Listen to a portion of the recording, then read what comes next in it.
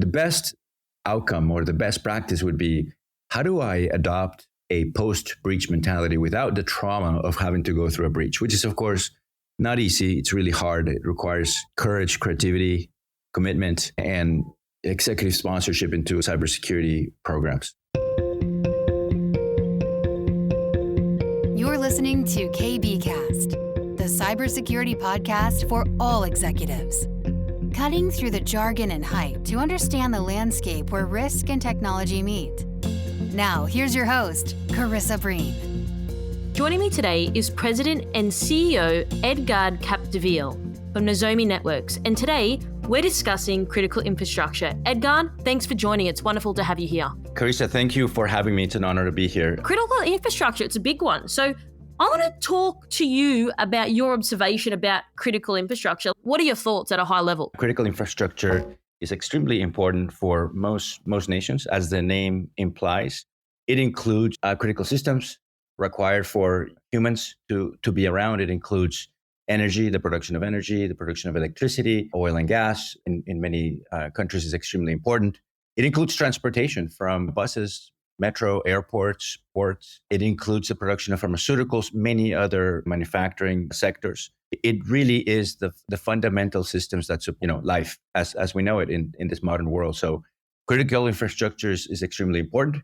I think over time it has been automated. It's part of our digital transformation, but it really hasn't followed the same security evolution that, say, our financial systems or any other system that is initially monetizable by hackers or other evildoers. Financial systems have gone through great extent to protect themselves. Anyone who has credentials that can be monetized has invested quite a bit on cybersecurity. And for the longest time, critical infrastructure has not had the need or any immediately monetizable asset that either a hacker or an evildoer could steal. So for the longest time, it hasn't really invested in the same way that, say, our financial systems have. So do you think, you're obviously based in the United States, that the colonial pipeline, do you think that sort of shone a spotlight on critical infrastructure, for example? Absolutely. I think a lot of people describe the world before and after Colonial Pipeline. Colonial Pipeline was a very significant event. It started as an IT-oriented hack. It got really close to becoming a critical infrastructure hack from the perspective of attacking critical infrastructure systems. It stopped short of that. But the impact was pretty dramatic. It affected, obviously, liquid gas, gasoline distribution in the United States. And it got the United States really close to having major outages in terms of availability of energy resources. So yes, I think a lot of folks have ingested that episode and divide the world, if you will, the timeline in terms of before and after the Colonial Pipeline attack. And it has changed the way people think about critical infrastructure and how vulnerable it is and how much more attacks into it we're going to see. Yeah, no, you're absolutely right. And I think that the key thing here that you said, the impact. Now, again, like you're talking about like gas distribution, that's a major one. But if you look at like water, for example, imagine if we just couldn't get water, like how ballistic people would go, right? So it's a thing if, no one wants to be like breached or there's DDoS and something happens or a company goes down, but you can't get like a necessity like water, for example. That really does change the game. Do you think people out there think like this though? Like maybe that people aren't thinking about like critical infrastructure and if we can't get water or gas, for example.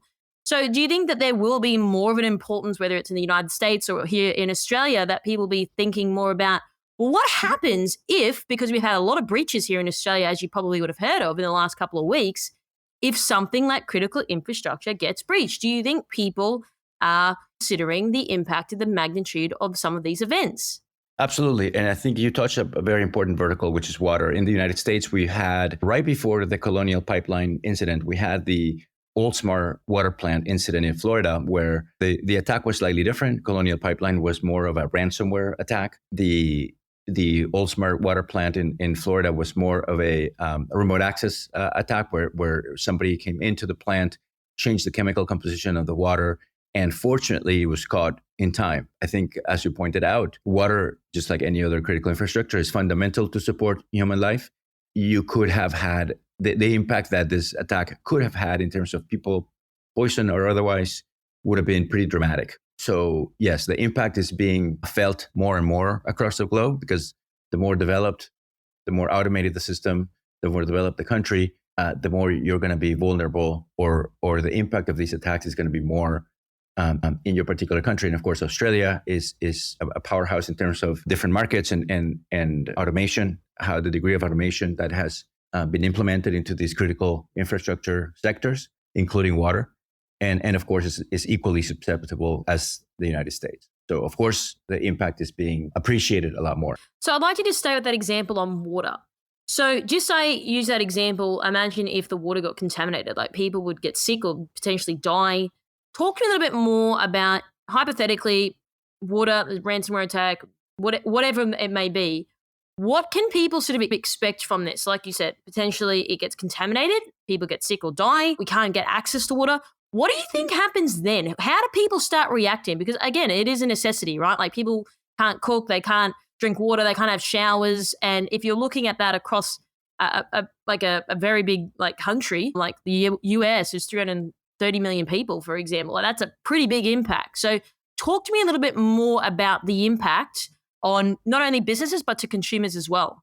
Yeah, I think the primary impact, the initial impact obviously is to find substitutes. So of course, if you cannot get drinking water, you try to get bottled water or you try to boil water or find alternatives to regular tap water. But that's just the initial impact. And similar with the Colonial Pipeline or any attack with critical infrastructure, it starts by having either a workaround or an immediate substitute. But the larger impact, and again, depending on who is attacking and what the ultimate purpose is, sometimes the ultimate purpose is just financial, monetary, by one of these ransomware gangs. But sometimes the attack can follow ideology. There are certain geopolitical pressures and governments that do not like or want to affect the impression of somebody else's way of life, transform it from being safe and secure to less dependable and equally as unreliable as their own. So that is the second impact, when you start mistrusting the processes that are critical for regular life, regular functioning. Some of them are government owned or government operated, and sometimes some of them are private sector operated. Depends on which country. Water may be highly regulated or public managed versus privately managed. And you start losing trust in institutions that today we take for granted. And it's a reversal of the conveniences that we've grown to expect and not question. Does that make sense? Yeah, you raised a great point, the operative word trust. So, for example, here in Australia with all the breaches, like people are losing trust in these organizations. They're big companies. They have been breached quite significantly in terms of the fidelity, the amount of people who have been breached, as well as the sensitivity of the information. So, if you're going to get to a stage, which I hope not, we're not sitting there like getting water over tap and people are questioning if it's being contaminated or not. Do you think people will get to that level though? I think people can. I think that the duty for the private sector, the public sector, is to elevate the level of cybersecurity so that these type of breaches do not become a common occurrence. Like I said, they are the beginning of last year in the US, they started to become a little bit of a common occurrence, and it caught the different critical infrastructure sectors off guard because we have not invested in the same manner to protect it. But the answer is not to continue that trend and have the public mistrust critical infrastructure providers, whether they're private or public.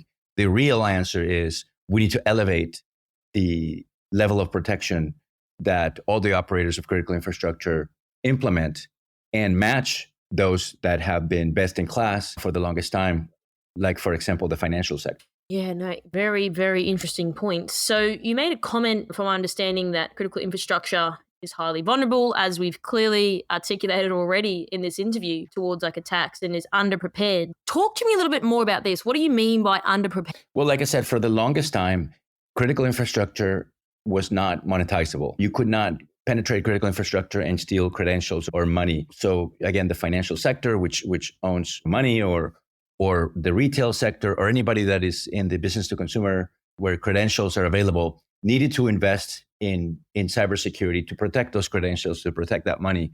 And the cat and mouse game, which makes you evolve the bad guys get better, the good guys get better, helps you advance the level of protection. So you could say banks and anybody in retail that holds credentials is protected to a high degree. The regulations and the guidelines exist, and there's significant infrastructure and investments made to protect these assets.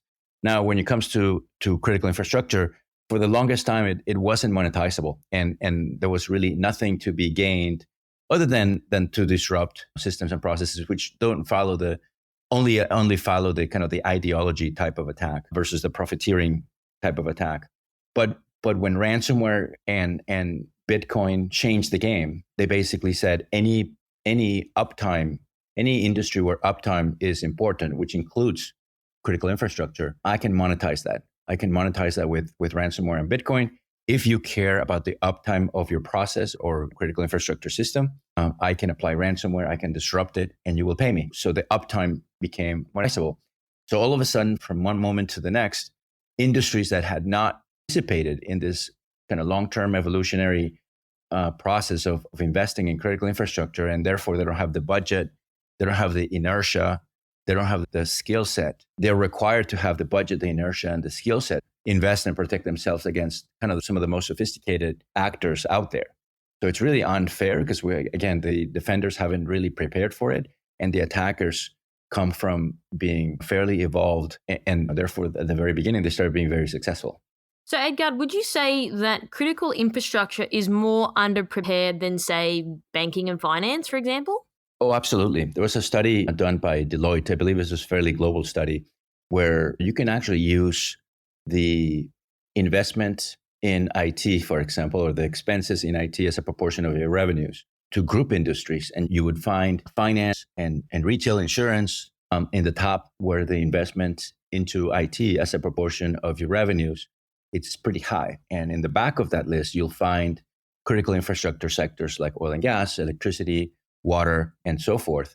And there was a further study done by McKinsey, I believe, where not only did they look at the IT spend as a proportion of revenues, but the cybersecurity spend as a proportion of IT spend.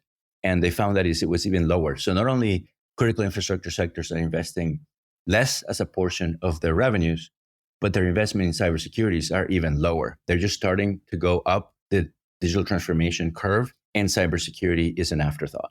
That's really interesting. Why do you think that's the case, though? Because I ask this because I used to work in a bank and security. Yes, it's all for the people who lose their money, but it's just money, right? But if you're contaminating water and things like that, people could lose their lives. So why is critical infrastructure have less of a focus considering the impact is high? Yeah, I think the impact, it really, it's in the eye of the beholder. So again, for the longest time, could you do something and have something monetizable back very quickly?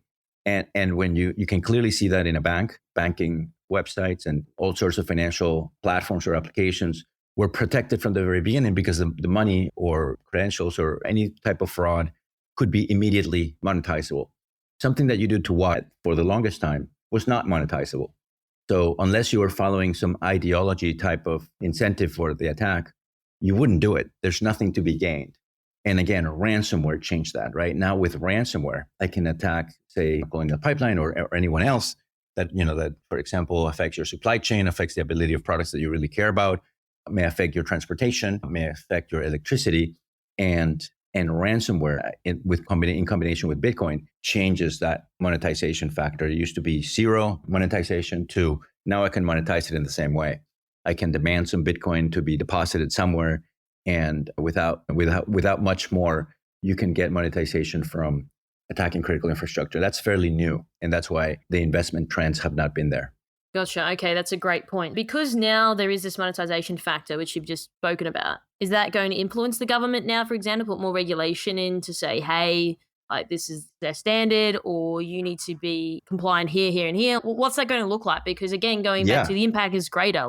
Losing money is one thing, but people literally dying because they're drinking bad water is another thing. Yeah, absolutely. So in the US, for example, Nozomi and several of our peers have formed the OT coalition. In addition, we have partnered with Visa in the US, again, to facilitate and provide our industry input in terms of guidelines that are coming out for different industries. It started with the world of gas, but it's evolving and including going forward the world of transportation, air transport, ground transport, and so forth. Of course, here in Australia, you have a lot of guidelines that are coming out. Critical infrastructure is one of them.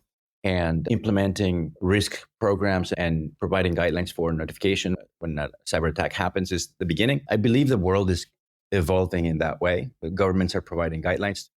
Critical infrastructure operators and critical infrastructure operators are going to have to meet those guidelines, regulations, and start that budget or spend inertia that is a normal habit in the world of, say, financial institutions, but it's a new muscle when it comes to critical infrastructure. Well, I guess as you would know, the government brought in like SOCI and that type of regulation recently. So I guess that will help. But again, it's not a flick of a switch. It's all going to be happening overnight. It's going to be a bit of a process, a bit of a journey. What are your thoughts on that? Yeah, unfortunately, it is a little bit of a journey. And I think I refer to it as inertia. So you'll have a slow start. I think meeting these guidelines is extremely important.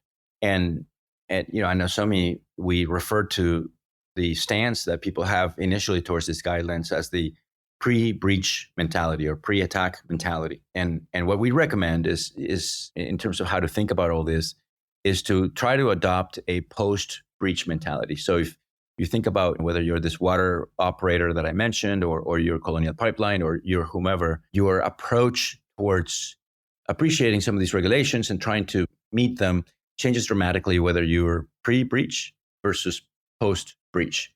So the ideal solution, and of course, let me just maybe describe it. Pre-breach, people are seeing these guidelines as maybe like a nuisance or like something that you have to do, and you may want to delay it or do the as minimal as possible. Post-breach, of course, everything changes. When you see your systems halted and your computers, under ransomware attack and unable to come back, and your availability of your services is significantly compromised. It's pretty traumatic. And your view around these guidelines and regulations and how you should spend into elevating your cybersecurity stance changes in a significant way. The best outcome or the best practice would be, how do I adopt a post-breach mentality without the trauma of having to go through a breach, which is, of course, not easy. It's really hard. It requires courage, creativity, commitment, and executive sponsorship into cybersecurity programs. Okay, so I want to look into your thoughts on the pre-breach mindset. We can get to post-breach in a second. So we often talk in the industry, as you know, about performing tabletop exercises, like being prepared, having a plan, practicing the plan. But then this often just gets pushed down the list. Other things pop up. People got to get their head above the water, keep the lights on when it comes to security. There's a lot of things going on. So what would be your advice to keeping this topic of pre-breach mindset top of mind? Yeah, it's as you point out, it's really hard to be good at this because there's always the day-to-day business. We're already trying to do too much. You want me to do one more thing. And the worst one is actually when I don't appreciate the fact that this event that you're talking about, for example, hasn't happened here. So it hasn't happened here. And you can't tell me statistics around it happening anytime soon. So why would I try to protect against it? That's actually the toughest one. If I may make an analogy, right? When any one of us gets into our cars, we put on our seatbelts, right? And that would be like the protection. Some people have never had a car accident, but you are fairly aware of car accidents. You can get statistics around car accidents, and everybody knows that in 99.9% of circumstances, wearing your seatbelt is better and it's easier to do. And every car has one, and you don't have to. It's not a hassle or an investment required. They come with the car. So this is a good analogy because some things are similar, some things are extremely different. Cybersecurity does require an investment. It does require significant effort. It does require for us to exercise a muscle that we don't have. In terms of the mentality, it's harder to appreciate how water in Australia, for example, could be affected or impacted in a very negative way when it really hasn't happened in Australia. Nobody has any Australian memory of something like that happening. It hasn't happened here.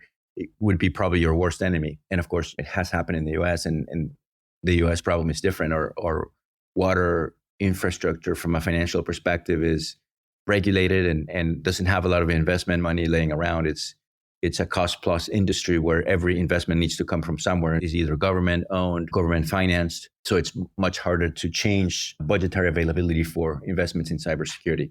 I don't know exactly how it is here in Australia, but you can see the elements of the pre-breach mentality coming together to slow things down and providing negative inertia in that respect.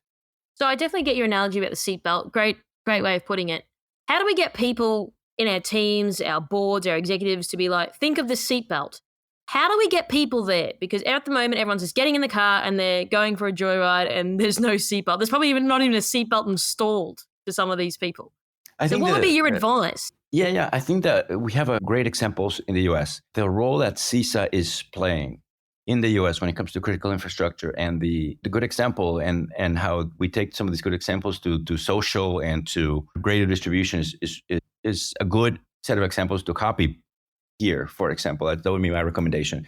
If you look at what CISA is doing, they're not only providing guidelines that are applicable to specific verticals, and that has started with SOC. Multi-factor authentication, for example, is the easiest thing, most seatbelt-like that all of us should be doing. We should all have multi-factor authentication kind of mandated almost, because it's the easiest thing to do. It is how most hacks start, with a compromise around user, whether it's a phishing attack or social engineering.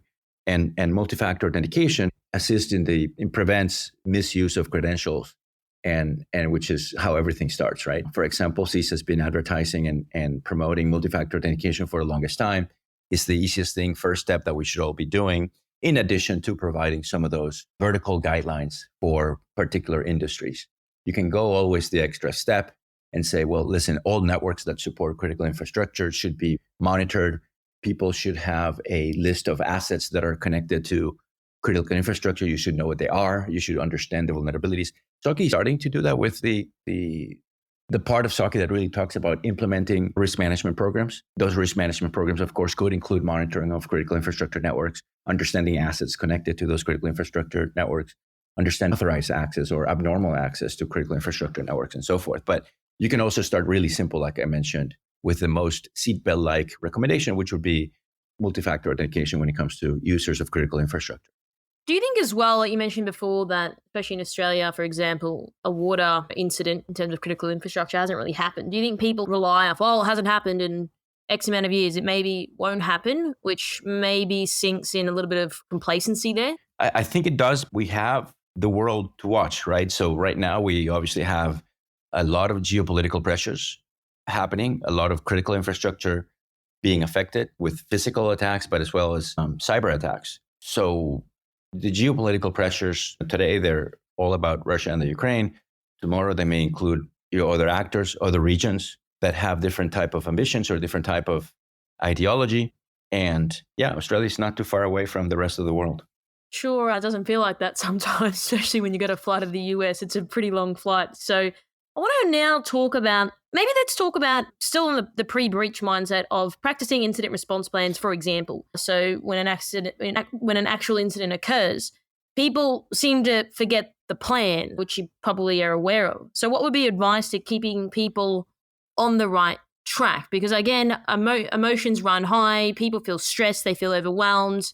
So it's easy in theory to practice it when you're in a controlled environment, but when things are going out of control, very hard to keep you cool and to keep people doing the right thing. What would be your advice towards that? I think my best advice would be practice, practice, practice. I think I come from the world of data management and specifically backup and recovery. If everybody talks about, all your systems, especially your critical systems, should be backed up. And sometimes it's very easy to say, check the box. This server over here is backed up. There's a backup process that occurs with some frequency, which is great. But when you have a major situation, having a system backed up doesn't provide any benefit. Backup by itself is useless. The only important part of backup, or the only reason you back up, is so that you can recover. So checking the box after a server is backed up is, in my mind, really silly. You should check the box only where you're able to recover in the same fashion that you would need to recover when something happens. So for example, again, let me just stay with backup for a second. Backup is a very asymmetrical process. You can back up a machine or all of your machines one at a time. But if you ever had to recover, you had to recover everything at once, or you would have to recover systems in the right order so that the services come back at the right priority, importance, and precedence. And people don't necessarily practice those scenarios. The server's backed up. Can you back up the server? Yeah. Can you recover the server? Great. But that doesn't really implement the kind of asymmetrical nature of backup, where you can back up one server at a time, but if you need to recover, you need to recover en masse. So that's just a quick example of practice. You should not only make sure that every server that is critical is backed up, but you know exactly how, in what order, with what priority servers need to be recovered and brought back online. In the case of cyber, backup is also a very important, part of the answer. You must have a resilient organization. A resilient organization is one that can be attacked by ransomware, and you know exactly when ransomware, you can detect when ransomware enter, you can detect the last saved snapshot that you have of your systems, and you need to go back to that world and recover. If you have never practiced that, then you need to follow the maybe less desired path of a ransomware attack, which is pay. And even when you pay and you get credentials to decrypt your machines, you don't have the right speed and processes to bring your systems back. You may have 1,000 servers that were impacted. And even now that you have the keys after you paid, now you have to apply that key to 1,000 servers, and you don't have any processes for that. So I think you talked a little bit about the playbooks, and everybody forgets the playbooks. I think sometimes the playbooks are non-all-inclusive of everything that needs to happen, and contemplates every single decision, whether you're trying to recover based on your last save point, or you're actually paid and have the credentials, and assuming that you got the credentials after you paid, and now what do you do with those decryption keys? Okay, so going back to your point on practice. Great point. How often should people be practicing? Is it once a week, once a day? How many hours? Who's involved? Can you talk to me a little bit more about that? I think it really depends on how digitized the process is, what's the scope of the process. I think the processes should be implemented with the right cadence. Backup happens once a day. In most cases, there is a full backup versus incremental backup. Sometimes you have active disaster recovery. It really depends on what the scope and the process is. The full recovery should be something that is practiced. Again, depends on budgets and the criticality of different systems. You may not have the budget or the need to do a full critical recovery every month. Some people may do it once, twice a year, but you should do it. You should understand. People should understand what it entails, and to your point, I think have a playbook that you're not going to forget when something bad happens. If you practice it once a year, 2 times a year, 3 times a year, it's going to be harder for people to forget their playbook when something bad happens. So as a rule of thumb, would you say once a month or once a quarter is reasonable? And I understand it's always going to depend, but if you had to give a number perhaps for people, what do you think is safe sort of bet? Like once a year is obviously not enough. Twice is definitely not enough, but every day is obviously too much. But yeah, do you have somewhere there you'd say, hey, this is a good general rule of thumb? I don't think there are general rules of thumbs. I think there are going to be best practices by industry. Like I said, water, for example, has a lot of scarcity when it comes to resources on people, on backup, on everything. So demanding that they do the same thing as a bank is not reasonable. So I think each industry and industry consortia has to come up kind of with their own best practice, minimal requirements, and we shouldn't have one dictated for everybody else. And I think what CISA's doing, for example, is trying to come up with guidelines associated with verticals, because verticals tend to be grouped by their kind of the same characteristics, same attributes, same set of needs and availability of resources. So maybe having some of these guidelines, some of these requirements, some of these best practices by vertical may eventually prove to make the most sense. Totally hear what you're saying, and absolutely, there's not one size that fits all. So if we had to get an example, I don't know whether it's water, in terms of vertical guidelines, do you have any sort of insight on that? If we focus on water or whatever example you want to use, do you have any sort of indication? I think water, and I think my experience is primarily with the US. Water, as I mentioned, is one of the verticals where you're starting the most from scratch. You may have some of the oldest systems, the lower practices when it comes to cybersecurity. I think all smart, regardless of what the practices were there. I think people who were there were doing their best with what they had. But it proved that it was not too hard for somebody to gain remote access into the system. In that case, it may be having best practices around segmentation, around remote access, or secure remote access specifically, and again, multi-factor authentication. Going into, and that again is to protect yourself against a remote access attack. That in that case, ransomware was not an issue. So the whole conversation that we just had about backup and doing a full recovery does not apply because the attack is different. But if you wanted to protect against ransomware, yeah, then of course you want to make sure that every single one of your services backed up. Never stop there. Having all your services backed up is not enough. You have to be able to prove to yourself that you can do a orderly and full recovery once you have identified a safe point in time to recover to or to recover from. Okay, so I'd like to talk about post-breach mindset. You've obviously raised it a few times. Talk to me a little bit more about this. What does this look like from your point of view?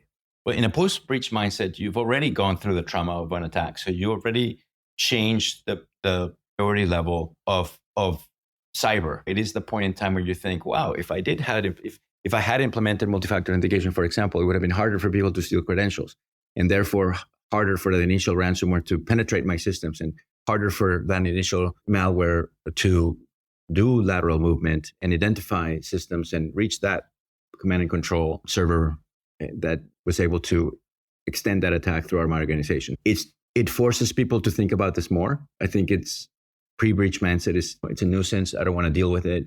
I already have too many things to do. Uptime is my number one requirement. Everything else is a distraction. 2, cybersecurity is one of those pillars and requirements for uptime. And I need to start focusing on them. And I need to elevate and bring my cybersecurity investments, practices, and skills to par to support my availability requirements, my goals of availability in terms of the system or the service that I'm providing.